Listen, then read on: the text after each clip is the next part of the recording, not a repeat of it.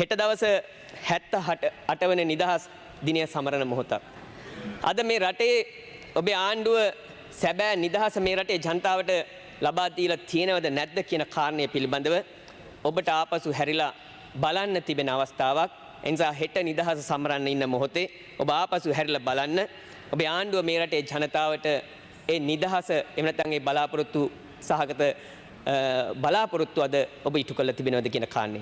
ගරු මූලාසනාරූඪ මන්ත්‍රීතුමනි, අද ඔබේ ආණ්ඩුව යටතේ මේ රටේ පුරවැසියාගේ නිදහස අහිමි කළ තිබෙනවා වගේම මේ රටේ රාජ්‍ය සේවක මහත් මහත්මීන්ගේ නිදහසත් අද අහිමි කරමින් තිබෙනවා. අපි දන්නවා මේ ආණ්ඩුව බලයට පත් උනේ යහපාලනය මේ සමාජය තුළ ඉෂ්ට කරනවා කියන පරමාර්ථය පෙරදරි කරගෙන අද මේ ආණ්ඩුව රාජ්‍යයේ සේවකයන්ට එහෙම නැත්නම් සංස්ථාවල සේවකයන්ට කාර්යාංශවල සේවක මහත් මහන්තීන්ට අද විවිධ තාඩන පීඩන සිදු කරමින් ඉන්නේ. අද මේ පාර්ලිමේන්තුව තුලත් අපිට දකින්න ලැබෙන්නේ ඒ කරුණ.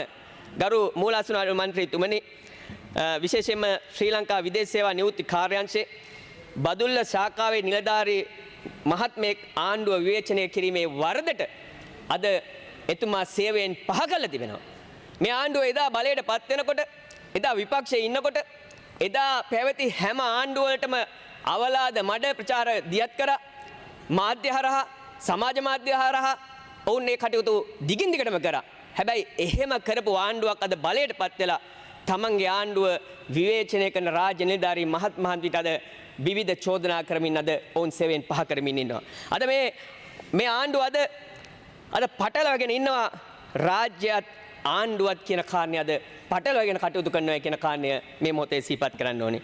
ඒ වගේම මූලාසනාරූඪ මන්ත්‍රීතුමනි, අද සිලෝන් පෙට්‍රෝලියම් ආයතනයේ සේවය කරන සේවක මහත් මහත්මීන් 6 දෙනෙකුට 7 දෙනෙකුට වඩා අද සේවයෙන් පහත හෙලා තිබෙනවා.